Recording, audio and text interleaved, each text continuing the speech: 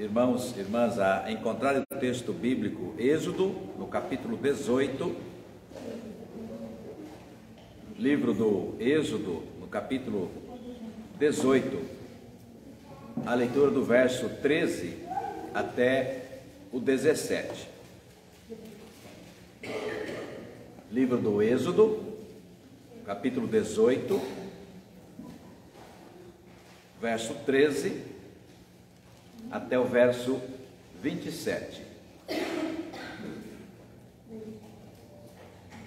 Diz assim o texto da palavra: No dia seguinte assentou-se Moisés para julgar o povo, e o povo estava em pé diante de Moisés desde a manhã até o final da tarde.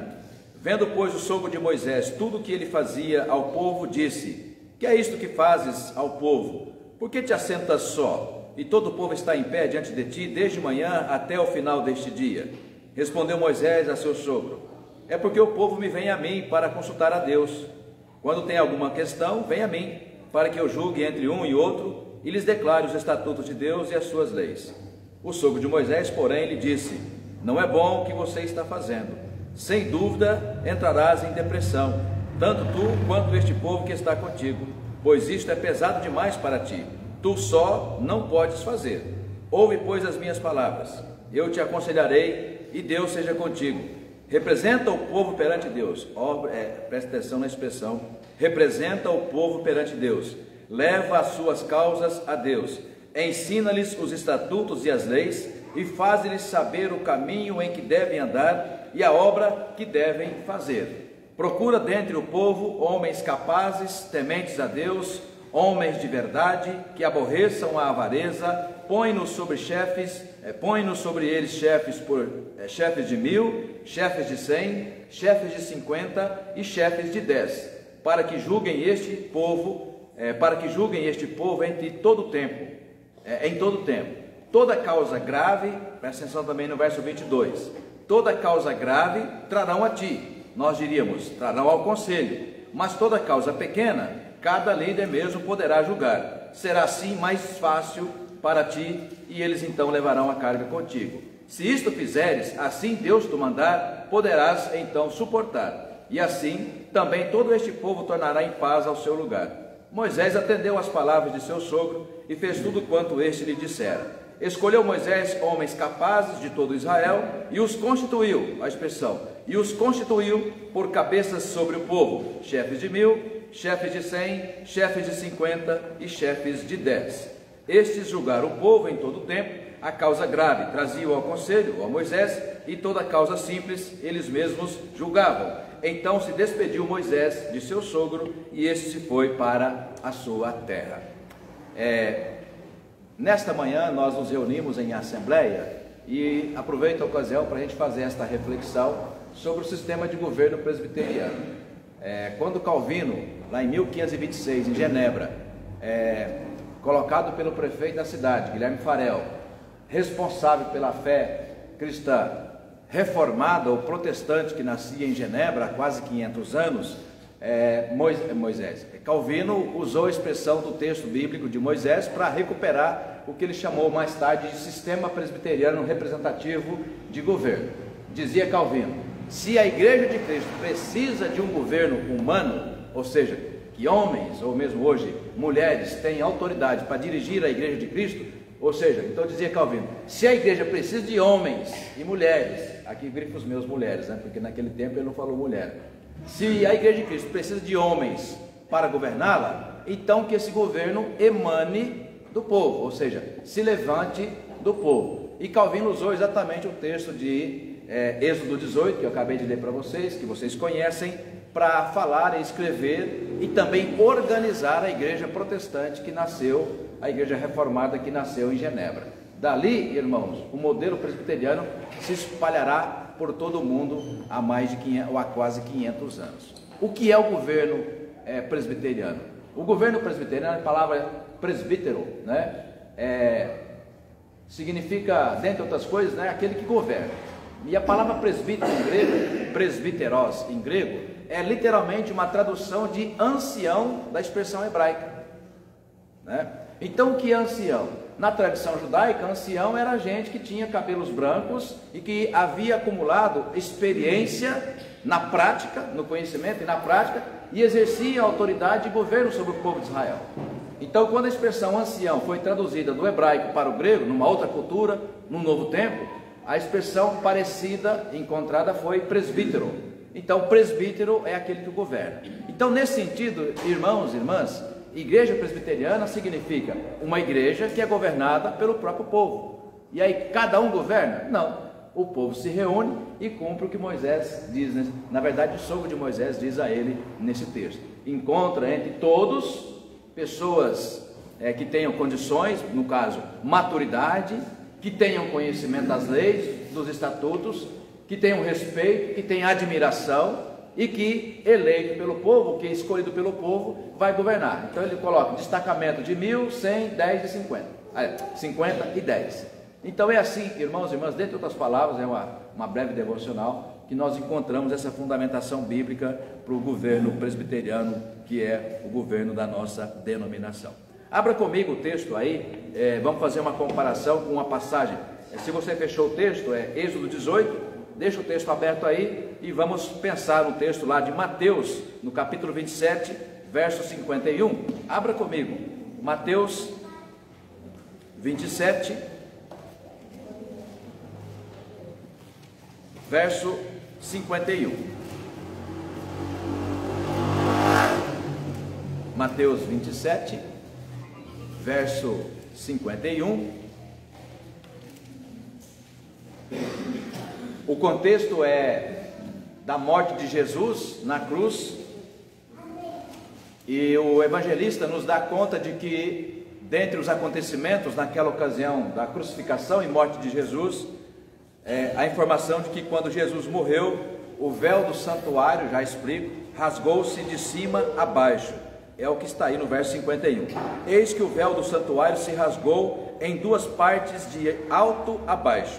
Tremeu a terra, fenderam-se as rochas. Até aí, apenas o verso 51. Lá em Êxodo, no capítulo 18, que nós estamos usando para nossa reflexão, tem a informação no verso 15 que a gente vai conferir de novo. Respondeu Moisés a seu sogro: é porque o povo me vem a mim para consultar a Deus. Pastor, o que tem a ver o Mateus 27, 51 com o texto já tão antigo, mais antigo, obviamente, muito bem antes, da morte de Jesus na cruz e aquele acontecimento, que tem a ver com esse versículo 15 que diz: olha, o povo vem a mim e eu preciso resolver. No Novo Testamento, ou na Nova Aliança, exatamente a morte e a ressurreição de Jesus, mais tarde o Espírito Santo que desce sobre a igreja, constitui-se a autonomia espiritual. Ouça bem, igreja, constitui-se a autonomia espiritual para cada ovelha de Cristo. E Calvino, o presbítero Milton, trabalhou isso incansavelmente, até porque estava se desconstruindo todo o modelo de governo da igreja romana. Com todo respeito, aqui é a história, não estou entrando em questão, mas o governo romano se fazia pelo Papa, se faz pelo Papa, onde um manda e todos obedecem, porque ele é o representante de Deus na terra, de acordo com aquela doutrina. Calvino desconstrói esse modelo e diz: não, biblicamente, nenhuma ovelha de Cristo precisa de intermediação humana. Por quê? Com a morte de Cristo, o véu que separava, ou seja, ele faz menção ao antigo judaísmo, onde no templo havia, no Santo dos Santos, uma cortina, imaginemos o altar, uma cortina de fora a fora, que separava o santuário, no caso o altar, do restante do santuário, do templo, que ele chama de átrio, E lá no Santo dos Santos estava a Arca de Moisés. Aliás, a Arca de Moisés, representando a presença de Deus. E apenas o sumo sacerdote podia entrar uma vez por ano naquele santo lugar para fazer expiação dos pecados pelo povo. Então essa aliança vigorou até o dia que Cristo morreu, porque na morte e na ressurreição, você conferiu comigo, o véu, portanto essa cortina foi rasgada, e o que está no Santo dos Santos, a Arca de Moisés, não, está o que? A cruz vazia, porque ela remete sempre à morte, sacrifício e vazia a ressurreição do Senhor. Então Calvino comparou exatamente essa expressão, dizendo: olha, não há intermediação humana entre nós, povo de Deus, e o próprio Deus. Pastor, quem faz essa intermediação? Abra comigo, Romanos 8, verso 26. Quem encontrar, por favor, pode ler. Romanos 8, 26.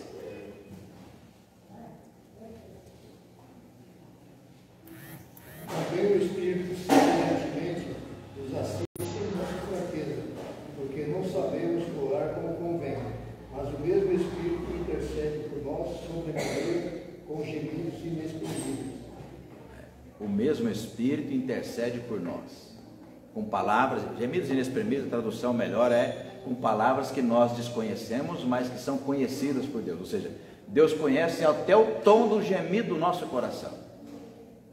Então quem faz na nova aliança, quem faz essa intermediação, não é o presbítero, não é o pastor, não é o diácono, não é o ministro de louvor, não é nenhum de nós, nem no passado, nem no presente e nem será no futuro. Quem faz essa intermediação é o Espírito Santo, que habita o nosso coração, que conhece a tonalidade do nosso gemido, conhece as nossas causas, conhece a sinceridade do nosso coração. Então, irmãos e irmãs, quem faz essa intermediação é exatamente o Espírito Santo, e quando faz, o faz pela morte e ressurreição do Senhor. Vamos rápido.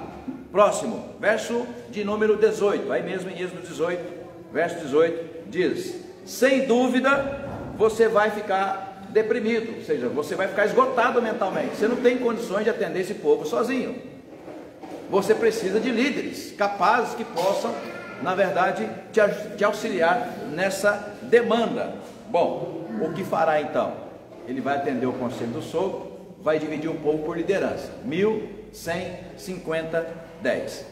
E no Novo Testamento, o que aconteceu? Paulo, claro, né? Abra o texto de 1 Timóteo, quem encontrar, por favor, pode ler. 1 de Timóteo, capítulo 3, verso de número 5.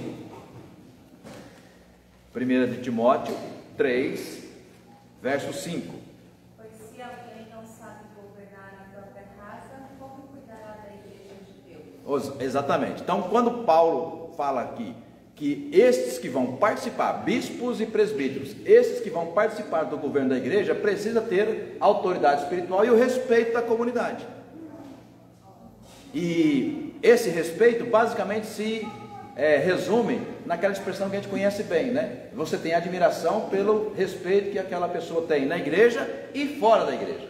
E o modelo básico é como ele administra a sua casa, como ele administra a sua própria espiritualidade, como ele administra a sua vida. Então, o respeito que nós temos por pessoas assim, que convivem conosco e que nós conhecemos, né? Inspirados por Deus, nós conferimos a eles, esses líderes, o que? O nosso respeito e também o nosso voto. Ou seja, olha, eu permito que você me represente na autoridade da igreja.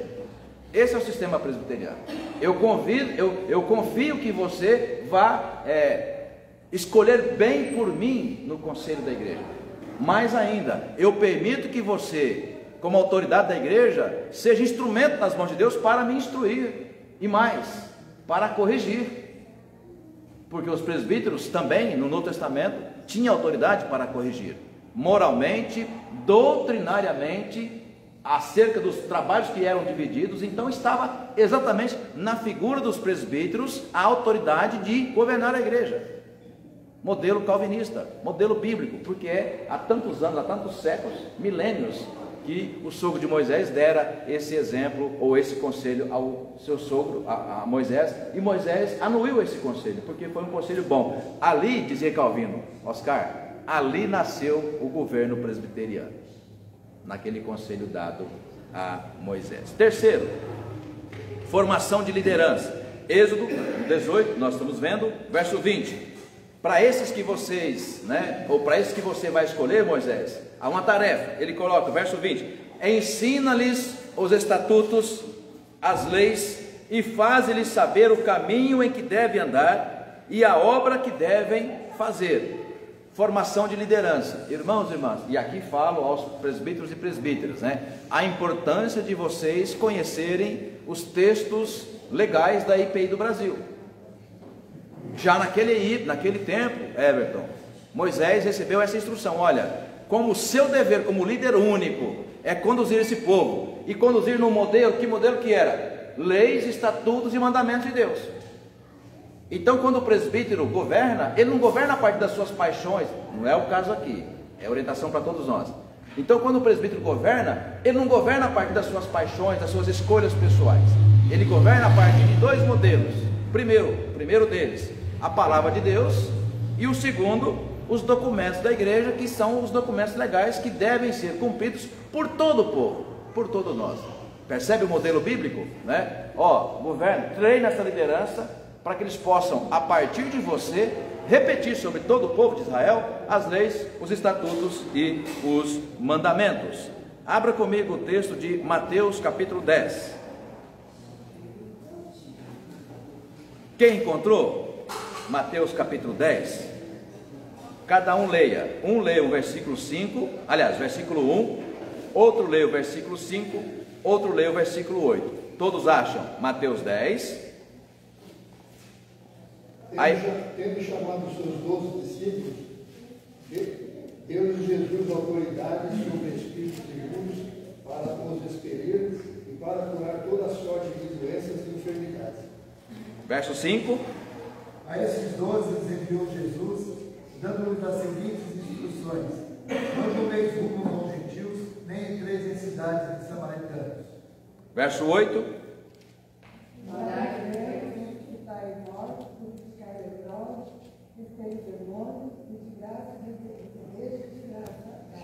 A palavra de Deus é maravilhosa demais, gente. Então Jesus segue o mesmo modelo. Jesus separa 12, treina-os, curso intensivo de teologia, Everton, 3 anos andando com Jesus, dá-lhes autoridade, e essa autoridade, irmãos e irmãs, é de governo e espiritual.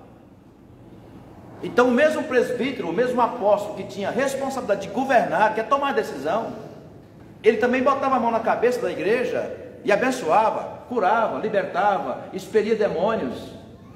Então é desta tradição que nasce o governo presbiteriano, né? Que o presbítero não é na hierarquia, o pastor em primeiro, o presbítero em segundo. Não, nós estamos exatamente um do lado do outro, com a diferença de que o pastor é treinado na teologia por alguns anos e responde por habilidades específicas ou obrigações específicas, que são a administração dos sacramentos. Fora isso, não há nenhuma diferença, não há hierarquia entre pastor e presbítero. Todos governam, e governam para um propósito: glorificar a Deus e conduzir o povo a bom termo. Amém? Conduzir o povo a bom termo. Quarto, liderança, que é modelo. Verso 21, Êxodo 18, verso 21. Então diz: procura dentre o povo homens capazes, tementes a Deus, homens de verdade, que aborreçam a avareza, põe-nos sobre eles chefes por 1000, de 100, 50 e de 10. Abra o texto também, 1 de Timóteo, é só um versículo, quem encontrar pode ler, por favor. 1 de Timóteo 4, verso 12. Liderança como modelo, liderança que inspira de fato representatividade.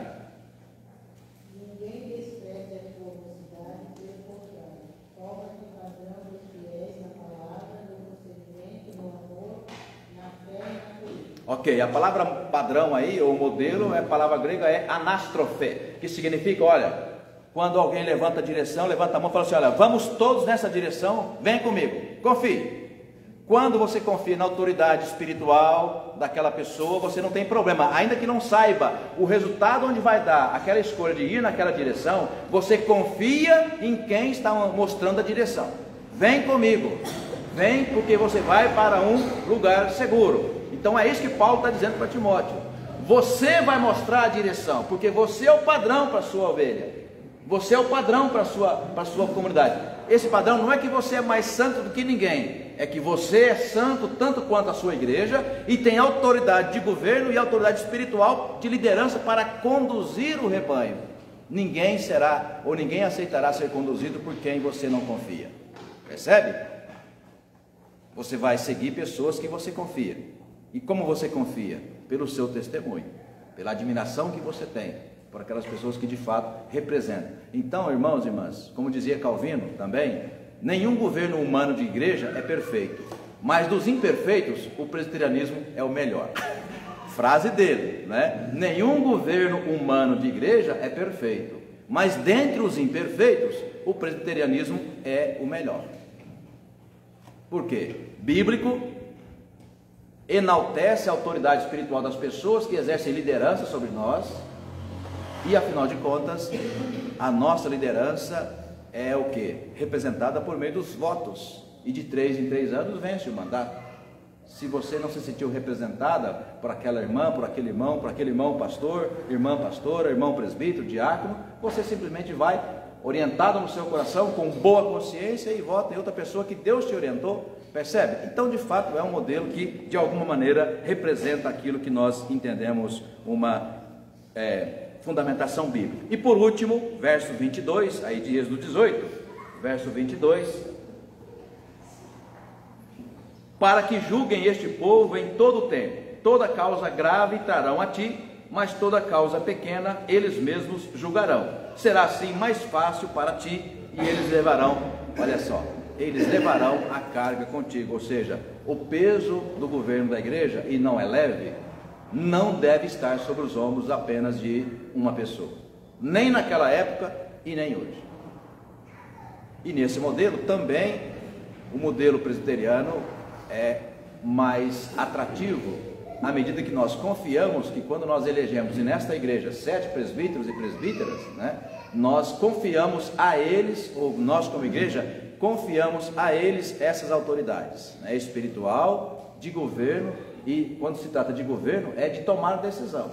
Então, eu sempre digo isso, sempre não, algumas vezes já disse ao conselho da igreja, né, não é toda causa que o presbítero leva para o conselho. Isso já é bíblico de muito tempo, porque ele tem autoridade de exortar, de corrigir, de ensinar, de decidir. E no Novo Testamento, pastor, isso veio? Veio, abra comigo o texto, é o último, tá? Tito, capítulo 1. Tito, capítulo 1, eu sei que Tito não é fácil de achar, mas ele está aí na sua Bíblia, viu? Está lá quase perto do Apocalipse, mas você vai encontrar, um pouquinho de trabalho, mas você vai encontrar Tito, capítulo 1, nós vamos ouvir a leitura de 2 versículos, o 5 e o 10. Tito 1? 5. Por esta causa te deixei em Creta, para que pusesses em ordem as coisas restantes, bem como em cada cidade constituísse presbíteros conforme te prescrevi. E o 10? Porque existem muitos insubordinados, tagarelas, você pode... oradores, frívolos e enganadores, especialmente os da circuncisão. A palavra pauradores aí, que eu acho lá na época lá do Josias, que era jovem, que falava essa palavra, pauradores, né? Na verdade tagarela, né? Então, olha só, tarefa dura, presbíteras e presbíteros, tarefa dura, mas é bíblica, e Paulo recomenda. Olha, te deixei em Creta com uma função, né? Constitua presbíteros, porque eles têm autoridade ali para conduzir a igreja.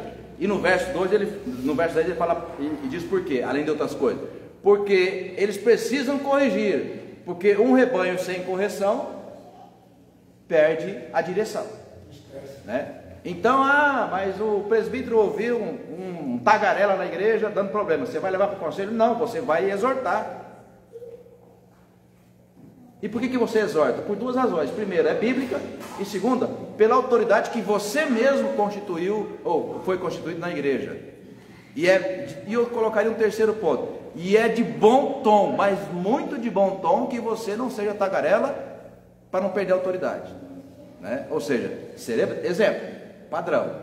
Então é assim que a igreja de Cristo é governada, né? Então hoje nós vamos ter uma atividade de assembleia, sim, nós vamos ver atitudes administrativas, mas confiadas a homens e mulheres, dona Débora, que nós os elegemos e conferimos a eles o que? O nosso respeito e admiração, e com base bíblica, acreditando que eles são homens e mulheres de Deus, separados para a condução da igreja. Amém? Amém.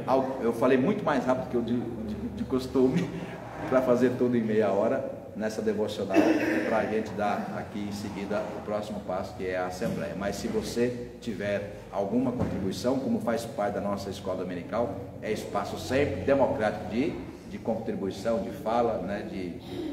Se você quiser falar, pode falar. Temos aí o Paulo, pode falar. Pensando na Assembleia, dá um espaço para sugestões. A pessoa não pode colocar.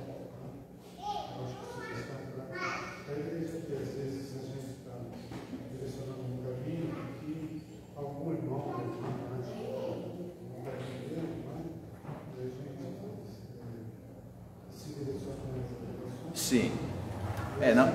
Na hora que a gente abrir a Assembleia, a gente vai falar exatamente disso. É a disciplina que às vezes é necessária, não para a gente Corrigir. se corrigir. Exatamente. Sabe que sabe o que não sabe. A disciplina, eu acho que ela é agradável, muito espiritual na diferente. Então, é bom assim, sugestões. Tá certo. Tem pessoas que às vezes não querem falar, então sugestão sempre é bem-vinda. Se porventura ficar inibida de falar, porque não quer falar, você levanta a mão e o presidente vai até onde você e você fala bem no pé do ouvido dele aí, né? Aí ele vai e fala, tá bom? Oscar. Para representar, tem que ouvir. Não representar da forma que eu acho que deve ser. Mas se eu não ouço, eu não represento. Sim. Fala muito oportuna. E aí, falando como pastor, muitas vezes, por N razões, vou dar um exemplo prático, tá? Ainda bem que nós não temos esse problema, pelo menos não chegou no meu ouvido, então eu posso falar com tranquilidade.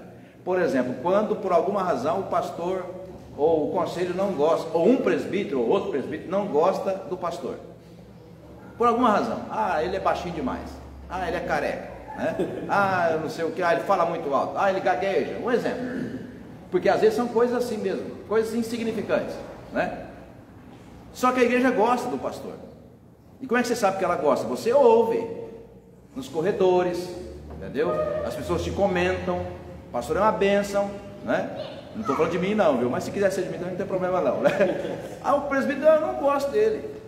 O problema eu não gosto dele. Aí fica, às vezes, entre os pares, tal, vai corroendo, tal. Porque por alguma razão ele não gosta. E aí, quando o Oscar tem essa fala, é uma fala cirúrgica. Eu não gosto, mas quantos a igreja não gosta? De repente 60%, 70%, então ele está certo, né? Mas se é só ele, então bota a humildade aqui, né? No bolso, para ficar bem perto no coração. Não, eu não gosto, mas a igreja gosta. Ela se sente pastoreada por ele, né? Mas infelizmente, irmãos e irmãs, é muito comum isso acontecer. Principalmente se esse que não gosta é poderoso. Aí então está feita, né, a crise. E já sou meio que rodado, já vi muitas vezes acontecer. Comigo, graças a Deus, não aconteceu ainda, né? Não aconteceu ainda, porque eu creio no mais fundo do meu coração, Deus coloca o pastor na igreja e Deus tira, é o que eu creio.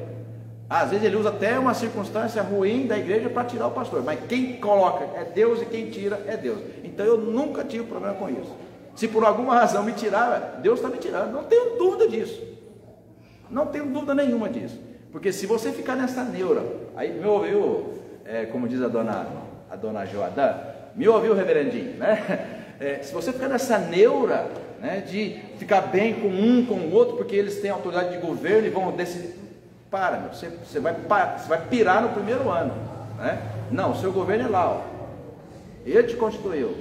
O dia que ele falar, parou, é igual a nuvem com o povo do deserto, né? A nuvem, andou, anda, marcha. Parou, para, entendeu? Não tem que fazer amizade com um, com o outro, tem que fazer amizade por outras razões, não por esta, né? Ficar na igreja, pelo tempo que tiver que ficar, essa decisão será sempre de Deus, né? Mais alguém? Bom, então, vamos terminar com uma oração. Vou pedir ali ao presbítero, falando em presbítero, né? Denilson, nos dirija nessa oração final e a gente termina a devocional desta manhã.